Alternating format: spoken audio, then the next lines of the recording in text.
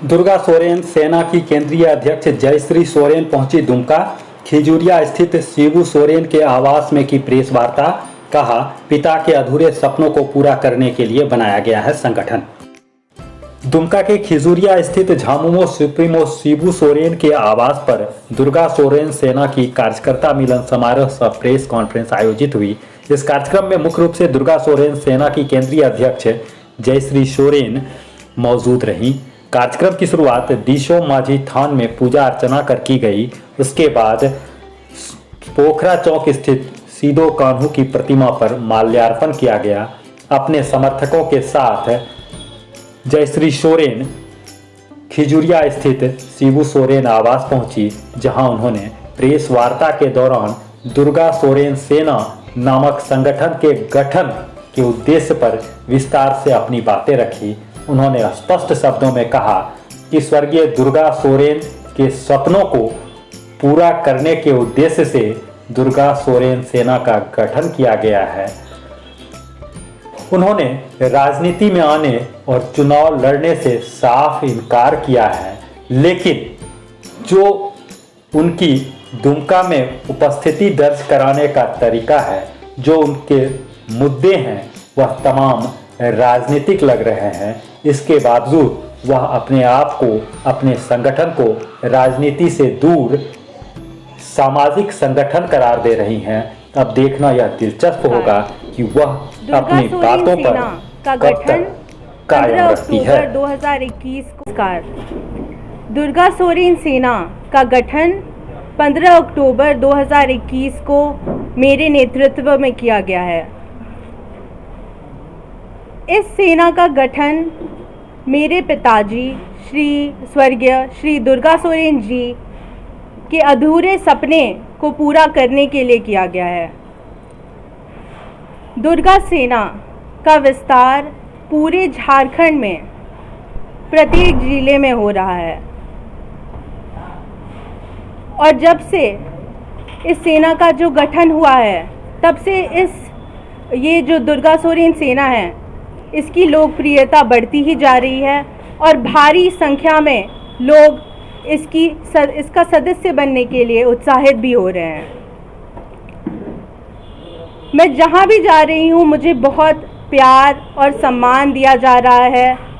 मुझे मेरे पिताजी की कहानियाँ सुनाई जा रही है और ये सब देख करके मुझे बहुत प्रेरणा भी मिल रही है। और ये जो लोकप्रियता देख रही हूँ मैं, इससे मुझे मेरे पिताजी की सही ताकत का अंदाज़ा भी हो रहा है। मेरे पिताजी श्री दुर्गा सोरेन जी, उन्होंने संपत्ति तो नहीं कमाई होगी, लेकिन उन्होंने जनता कमाया है, उनका सम्मान कमाया है, उनका प्यार कमाया है। और वो ये जो सम्मान, प्यार और जनता है, ये मुझे अब मिल रहा है।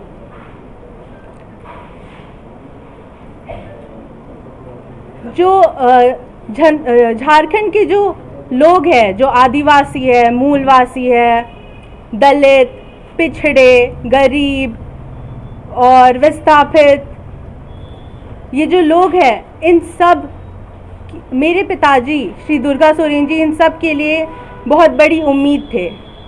और जब से उनका असमय पूर्वक देहांत हो गया है, तब से ये जो लोग हैं, इनके जो सपने हैं, वो अधूरे के अधूरे रह गए। और अब दुर्गा सोरेन सेना उनके अधूरे सपनों को पूरा करेगी। मैं गरीब से गरीब तबके के लोगों के पास जाकर उनकी बड़ी से बड़ी और छोटी से छोटी समस्याओं का समाधान दुर्गा सोरेन सेना के माध्यम से करूंगी। धन्यवाद।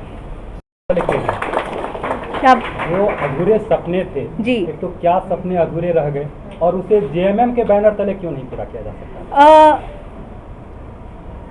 क्योंकि ये मेरे पिताजी के जो विजन थे, वो एक्सक्लूसिवली मेरे पिताजी के थे।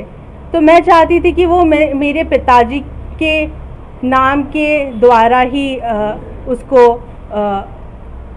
रियलिटी में कन्वर्ट किया जाए। क्या विज़न था, क्लियर करेंगे? जो यहाँ के आदिवासी है, दलित है, पिछड़े हैं, उनके साथ बहुत शोषण होता है और अभी झारखंड में आप देखें तो बहुत ही भारी संख्या में स्पेशली आदिवासी विस्थापित हो गए हैं, और मूलवासी तो अलग ही संख्या है उनकी भी, लेकिन आदिवासी कम से कम मैंने चेक किया 50 लाख संख्या है उनकी, और ये सही नहीं है।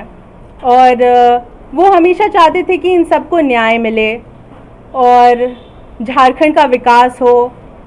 और झारखंड में आप जैसे देख सकते हैं कि यहाँ का वातावरण भी बहुत अच्छा है, ये एक एजुकेशन हब भी बन सकता है।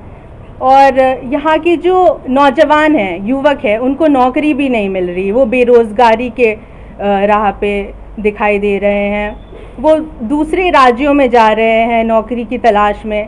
तो अगर यहाँ के नौजवान बाहरी राज्य में जाएंगे नौकरी के लिए तो झारखंड का विकास कैसे होगा? तो यही सब समस्याओं का समाधान करने के लिए हमने और मेरे पिताजी के सपनों को साकार करने के लिए हमने दुर्गा सोरेन सेना का निर्माण किया। जल जंगल और जमीन, आदिवासी मूलवासी, ये तमाम मुद्दे जेएमएम के भी। जी, और जल जंगल और ज़मीन के लिए तो मेरे दादाजी श्री शिबू सोरेन जी तो लड़ते ही आ रहे हैं, और अभी भी लड़ाई जारी ही है, क्योंकि अभी भी जो आदिवासी है, यहाँ के जो रहने वाले हैं, उनको उनका अधिकार नहीं मिल रहा।